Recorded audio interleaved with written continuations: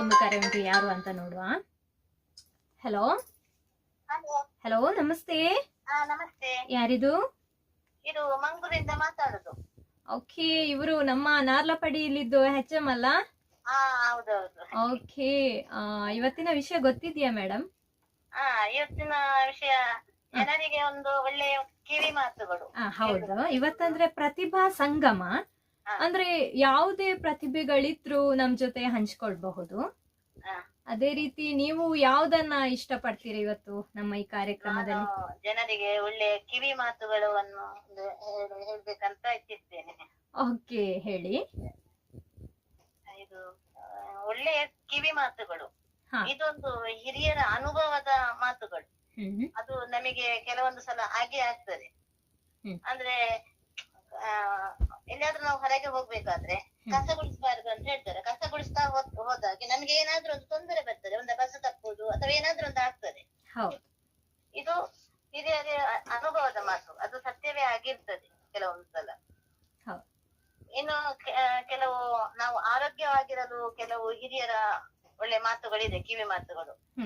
ಅಂದ್ರೆ ಬೆಳಗ್ಗೆ ಬೇಗನೆ ಏಳಬೇಕು, ಇನ್ನು ಸೂರ್ಯೋದಯಕ್ಕಿಂತ ಮೊದಲು ಏಳಬೇಕು, ಸೂರ್ಯ ಬಿಸಿಲು ಬಿದ್ದ ಮೇಲೆ ಮಲಗಬಾರದು. ಇದು ಸಹ ನಮ್ಮ ಆರೋಗ್ಯದ ಮೇಲೆ ಒಂದು ಕೆಟ್ಟ ಪರಿಣಾಮ ಬೀಳ್ತದೆ, ಸೂರ್ಯ ಉದಯ ಆದ ನಂತರ ಮಲಗಿದ್ರೆ. ಇದು ಕೂಡ ಹಿರಿಯರ ಅನುಭವದ ಮಾತು. ಇನ್ನು ಕೆಲವು ಬಳೆ ಧರಿಸದೆ ಗಂಡನಿಗೆ ಊಟ ಬಡಿಸಬಾರದು, ಅದರಿಂದಲೂ ಕೆಲವು ತೊಂದರೆ ಬರ್ತದೆ. ಎಲ್ಲ ಈ ಕಿವಿ ಮಾತುಗಳನ್ನು, ಹಿರಿಯರ ಅನುಭವದ ಮಾತುಗಳು, ಇದನ್ನು ನಾವು ಅನುಭವಿಸಿದಂತಹ ಕೆಲವು ಮಾತುಗಳು, ಅದು ಸತ್ಯ ಆಗ್ತದೆ ಅವರ ಮಾತುಗಳು. ಇನ್ನು ಮನೆಯಲ್ಲಿ ನಿಂತು ಹೋದಂತಹ ಗಡಿಯಾರವನ್ನು ಇಡಬಾರದು, ಅದರಿಂದ ಕೂಡ ತೊಂದರೆ ಬರ್ತದೆ. ತಲೆ ಕೂದಲು ಬಾಚಣಿಕೆಯಲ್ಲಿ ಇಡಬಾರದು. ಇನ್ನು ಕಾಲಿನ ಹಿಮ್ಮಡಿ ಒದ್ದೆಯಾಗದೆ ಮುಂಗಾಲು ಮಾತ್ರ ತೊಳೆಯಬಾರದು. ಮತ್ತೆ ಒಂಟಿ ಕಾಲಲ್ಲಿ ನಿಂತು ಮಾತನಾಡಬಾರದು.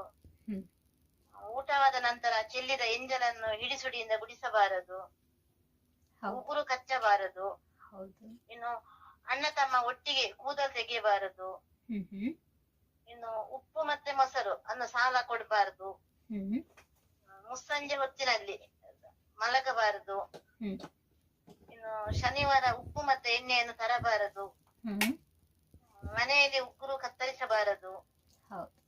ಮಧ್ಯಾಹ್ನ ತುಳಸಿ ಕೊಯ್ಯಬಾರದು. ಮನೆಯಿಂದ ಹೊರಡುವಾಗ ಕಸ ಗುಡಿಸಬಾರದು. ಅದರಿಂದ ಹೇಳಿದೆ ನಾನು, ಕೆಲವು ಬೇರೆ ಸಹ ಆಗ್ತದೆ ನಮಗೆ ಕಸ ಗುಡಿಸಿದ್ರೆ ಹೋಗುವಾಗ ತೊಂದರೆಗಳು. ಇದು ಅನುಭವದ ಮಾತೆ, ಅನುಭವಿಸಿದ್ದು ಉಂಟು. ಇನ್ನು ರಾತ್ರಿ ಹೊತ್ತು ನಾವು ಬಟ್ಟೆ ಒಗಿಬಾರದು. ಒಡೆದ ಬಳೆಯನ್ನು ಧರಿಸಬಾರದು ಹೆಂಗಸರು.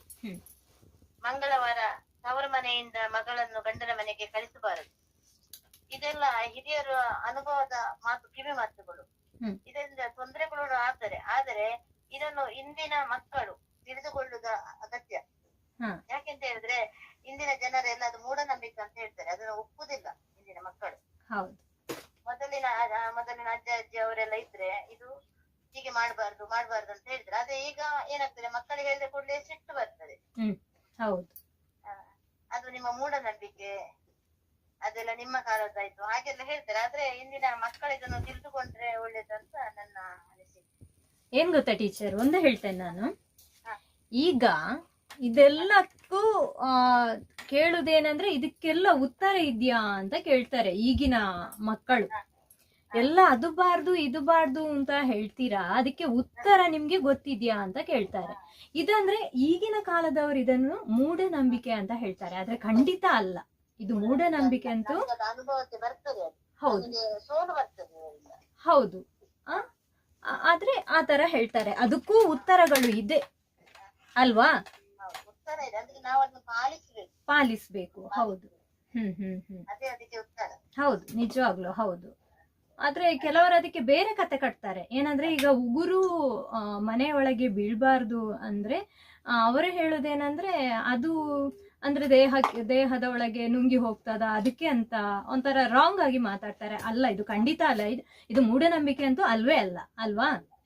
ಹೌದು. ಇನ್ನು ಅದು ಉಗುರು ಮನೆ ಒಳಗಿದ್ರೆ ಕಳ್ಳರು ಬರ್ತಾರೆ ಆ ತರ ಹೇಳ್ತಾರೆ, ಅದು ಹಿರಿಯರು ಹೇಳ್ತಾರೆ. ಮನೆಯ ಒಳಗಡೆ ಉಗುರು ಬಿದ್ರೆ, ಉಗುರು ಒಂದುಂಡಿದ್ರೆ ಕಳ್ಳರು ಬರ್ತಾರೆ ಅಂತ. ಆ ಕಳ್ಳವೇ ಅದನ್ನು ಹೆಕ್ಕಿಕೊಂಡು ಕೂತಿದಾನಲ್ಲ, ಒಬ್ಬ ಅದೇ ಕಥೆಯಲ್ಲಿ.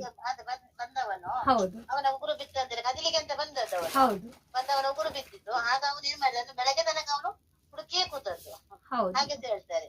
ಅದೇ ಅದೇ ಅದೇ ಅದು ನಿಜ ಘಟನೆ ಆಗಿರಬಹುದಾ? ಆಗಿರ್ಬೋದು, ನಿಜ ಘಟನೆ ಆಗಿರ್ಬೋದು. ಆಗದೆ ಹಿರಿಯರು ಹೇಳ್ಲಿಕ್ಕಿಲ್ಲ. ಅವರು ಹೇಳ್ಲಿಕ್ಕಿಲ್ಲ. ಆವಾಗ ಅವರಿಗೆ ಅನುಭವ ಆಗಿದೆ, ಅದನ್ನು ಅನುಭವಿಸಿ. ಹೌದು ನಮಗೆ ಸಹ ಕೆಲವು ಆಗ್ತದೆ, ನಾವು ಸಹ ನಿಜ. ಕೆಲವೊಂದು. ಹೌದು. ಹೌದು ಮತ್ತೆ ಅಪಶಕುನ ಬರ್ತದೆ. ನಾವು ನಮಗೀಗ ಹೋಗುವಾಗ ಬೆಕ್ಕು ಅಡ್ಡ ಬರಬಾರದು, ಹೌದು ಅದು ಕೆಲವೊಂದು ಆಗ್ತದೆ ನಮಗೆ ಅಪಶಕುನ. ಹೌದು ಅದು ತುಂಬಾ ಉಂಟಲ್ಲ. ಮಡಕ್ಕೆ ಹೊತ್ತುಕೊಂಡು ಹೋಗುವವರು ಸಿಗ್ಬಾರ್ದು, ಬ್ರಾಹ್ಮಿನ್ಸ್ ಸಿಗ್ಬಾರ್ದು, ಹ. ಆತರ ಕಟ್ಟಿಗೆ ಹೊತ್ತುಕೊಂಡು. ನಮಗೆ ಅದು ತೊಂದರೆ ಬರ್ತದೆ. ಹಾಗೆ ಬಂದ ಕಾರಣ ಹಾಗೆ ಹೇಳುದು ಅವರು. ಹೌದು ಹೌದು ಅದ್ರ ಅನುಭವಕ್ಕೂ ಬರ್ತದೆ. ಹೌದು. ಅನುಭವಿಸಿದವರುಂಟು. Okay okay. ಇವ್ರೆ ಜಯಂತಿ ಟೀಚರ್ ಅಲ್ವಾ, HM? ಹೌದು ಹೌದು. ನಿಮ್ಮ ಒಳ್ಳೆ ಕಿವಿ ಮಾತನ್ನ ನಮ್ ಜೊತೆ ಹಂಚಿಕೊಂಡ್ರಿ. ಹೀಗೆ ಕಾಲ್ ಮಾಡ್ತಾ ಇರಿ. Thank you. ಸರಿ, ಓಕೆ, ವೆಲ್ಕಮ್. ಅಂದ ಹಾಗೆ ಒಂದು ಕಾಲ್ ಬರ್ತಾ ಉಂಟು. ಹಲೋ ನಮಸ್ತೆ. ಹಲೋ ನಮಸ್ತೆ. ಹಲೋ ಫೋನ್ ಇನ್ ಕಾರ್ಯಕ್ರಮ. ಹಲೋ ನಮಸ್ತೆ, ನಾನು ದಿವ್ಯಾ ಮಾತಾಡುದು ಬೋಂದೆಲಿಂದ. ಓಕೆ ದಿವ್ಯಾ ಅವರೇ, ಏನ್ ಲೇಟ್ ಮಾಡಿದ್ರಿ? ನಾನು ಎಷ್ಟು ಗಂಟೆದ ಕರೆಕ್ಟ್ ಗೊತ್ತಾಗ್ಲಿಲ್ಲ ನನ್ಗೆ, ಹಾಗೆ ನಾನು ವೇಟ್ ಮಾಡ್ತಿದ್ದೆ. ಓಕೆ ಓಕೆ ಮತ್ತೆ ಗೊತ್ತಾಯ್ತು ನಂಗೆ, ಅದಕ್ಕೆ ಕಾಲ್ ಮಾಡಿದ್ದು. ಮತ್ತೆ ನಂಗೆ ಟಾಪಿಕ್ ಸಹ ಮರ್ತೋಗಿದೆ, ಏನ್ ವಿಷಯ ಅಂತ. ಇವತ್ತಿನ ವಿಷಯ ಏನಂದ್ರೆ ಪ್ರತಿಭಾ ಸಂಗಮ. ಎಲ್ಲಾ ಪ್ರತಿಭೆಗಳು ಇವತ್ತು ಸಂಗಮ ಆಗುವಂತದ್ದು. ಯಾರಿಗೆಲ್ಲ ಯಾವ್ದ್ರಲ್ಲಿ ಎಲ್ಲ ಪ್ರತಿಭೆ ಇದೆ ಅನ್ನೋದನ್ನ, ಯಾವುದು ಹಾಡು ಹಾಡ್ಬೋದು, ಮಿಮಿಕ್ರಿ, ಡೈಲಾಗ್, ಅದೇ ರೀತಿ ಕವನ, ಕತೆ, ಕಾಮಿಡಿ, ಈ ತರ ಯಾವ್ದಾದ್ರು ಒಂದು ಹೇಳ್ಬೋದು. ಓಕೆ, ನೀವೇನು ಹೇಳಿಕ್ಕೆ ಇಷ್ಟಪಡ್ತೀರಿ ಇವತ್ತು? ನಾನು ಒಂದು ಹಾಡು ಹಾಡುವ ಅಂತಿದ್ದೇನೆ. ಓಕೆ ಹಾಡಿ. ಬರುದಿಲ್ಲ ನನ್ಗೆ. ಓಕೆ ಓಕೆ ಹಾಡಿ. ಓಕೆ, ನಾನೀಗ ಯಾವ ಹಾಡು ಅಂತ ಹೇಳಿದೆ, ಇದು ಎಕ್ಸ್ಕ್ಯೂಸ್ ಮೀ ಫಿಲ್ಮ್ ಇದ್ದು ಅದರದ್ದು ಹಾಡು ಹಾಡ್ತಿದ್ದೇನೆ. Okay start. ಓಕೆ. ಪ್ರೀತಿಸೆ ಅಂತ ಪ್ರಾಣ ತಿನ್ನು ಪ್ರೇಮಿ ನೀನು ಯಾರು, ನನ್ನೇ ಪ್ರೀತಿ ಮಾಡು ಅಂತ ಹೇಳಿ ಕೊಟ್ಟೋರ್ಯಾರು. ಪ್ರೀತಿಸೆ ಅಂತ ಪ್ರಾಣ ತಿನ್ನು ಪ್ರೇಮಿ ನೀನು ಯಾರು, ನನ್ನೇ ಪ್ರೀತಿ ಮಾಡು ಅಂತ ಹೇಳಿ ಕೊಟ್ಟೋರ್ಯಾರು. ಇದೇನು ನಿನ್ನ ನೋಟ, ಇದೇನ ಪ್ರೀತಿ ಆಟ, ಅದೆಲ್ಲಿ ಅಂತ ನಾನು ನಿನ್ನ ಹೇಗೆ ಹುಡುಕಲಿ. ಪ್ರೀತಿಸೆ ಅಂತ ಪ್ರಾಣ ತಿನ್ನು ಪ್ರೇಮಿ ನೀನು ಯಾರು, ನನ್ನೇ ಪ್ರೀತಿ ಮಾಡು ಅಂತ ಹೇಳಿ ಕೊಟ್ಟೋರ್ಯಾರು. ನೀನೇ ಮೊದಲನೇ ಬಾರಿಗೆ ಬಂದೆ ಹೃದಯದ ಊರಿಗೆ, ಇದೆ ಮನಸ್ಸಿನ ಬೀದಿಗೆ ಯಾರು. ನಮ್ಮ ಮೊದಲನೇ ಭೇಟಿಗೆ ನೀನು ತಿಳಿಸುವ ವೇಳೆಗೆ ನಾನು ಬರುವುದು ಎಲ್ಲಿಗೆ ನೀನಾರು. ನನ್ನ ನೋಡಿ ಅಂತ ಹಿಂದೆ ಅಳದೋನು ನೀನೇ, ನಿನ್ನ ನೋಡೋ ಆಸೆ ನನಗೆ ಬೇಗನೆ. ಪ್ರೀತಿ ಅಂತ ಪ್ರಾಣ ತಿನ್ನು ಪ್ರೇಮಿ ನೀನು ಯಾರು, ನನ್ನೇ ಪ್ರೀತಿ ಮಾಡು ಅಂತ ಹೇಳಿ ಕೊಟ್ಟೋರು ಯಾರು. ಓಕೆ ದಿವ್ಯಾ ಅವರೇ, ತುಂಬಾ ಚೆನ್ನಾಗಿ ಹಾಡ್ತೀರಿ ನೀವು. ನಿಮ್ಮ ವಾಯ್ಸ್ ಅಂತೂ ತುಂಬಾನೇ ಚೆನ್ನಾಗಿದೆ. ಹೀಗೆ ಹಾಡ್ತಾ ಇರಿ. ಓಕೆ, ಥ್ಯಾಂಕ್ ಯು ದಿವ್ಯಾ ಅವರೇ.